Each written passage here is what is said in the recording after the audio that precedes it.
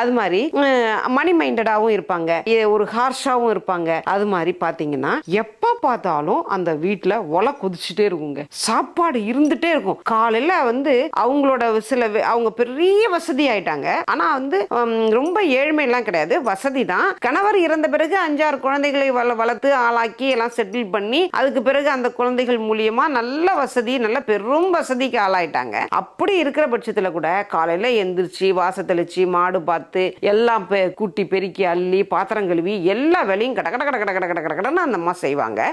ஒரு நாள் நான் கேட்கிறேன், இவ்வளோ வேலை. எனக்கு அப்ப நல்ல விவரம் தெரிஞ்சு நான் ஒரு காலேஜ் படிக்கிற வயசுல தான் நான் திருப்பி நான் ஒரு நெருக்கமான ஒரு சூழ்நிலை. அப்ப நான் அவங்கள்ட்ட கேட்கும்போது, ஏமா நீங்க இவ்வளவு வேலை செய்றீங்க அப்படின்னு கேட்கும்போது, வேலைக்காரங்க செய்ய மாட்டாங்களா? அதெல்லாம் பார்க்க கூடாது ஐயே, நம்ம வீட்டு வேலையை நம்ம தான் செய்யணும். வேலைக்காரி எப்போ வருவா அப்படின்லாம் நம்ம பார்த்துட்டு இருக்க கூடாது. எந்திரிச்சு என்ன என்னால செய்ய முடியுமோ நான் செஞ்சிருவேன் அப்படின்னு சொல்லிட்டு சாதம் ஒரு மரக்கா போட்டு சாதம் வடிச்சிருவாங்க. கட்டா கட்டான்னு ஒரு குழம்ப வச்சிருவாங்க, ஒரு தொட்டுக்க பண்ணி வச்சிருவாங்க. நிறைய பேர் டிரைவர்ஸ், அவங்க வீட்டுல வேலை செய்யறவங்க, வர்றவங்க போறவங்க அவ்வளவு பேரும் அப்படி கிச்சன்ல அந்த பின்பக்கமா போய் பாத்தீங்கன்னா தட்டுல சோத்தை போட்டு கொடுத்துட்டே இருப்பாங்க. உட்காந்து சாப்பிட்டுட்டே இருக்கலாம். யாரு வந்தாலும் அந்த டயத்துல சாப்பாடு கிடைக்கும். அங்க போனா சாப்பிடாம விட மாட்டாங்க. போ மணி போய் சாப்பிட்டு வா, போய் சாப்பிட்டுட்டு வா, சொத்த போட்டு உண்டாடி நேரம் வந்திருக்கான் அப்படிம்பாங்க. அது அதுவும் அங்கேயும் ஒரு விருந்தோம்பல். அது எனக்கு அதை கத்துக்கிட்டேன். நான் கத்துக்கிட்ட விஷயம் ஒவ்வொருத்தருடைய லைஃப்ல இருந்து நம்ம கூட பழகிறவங்க கிட்ட இருந்து நம்ம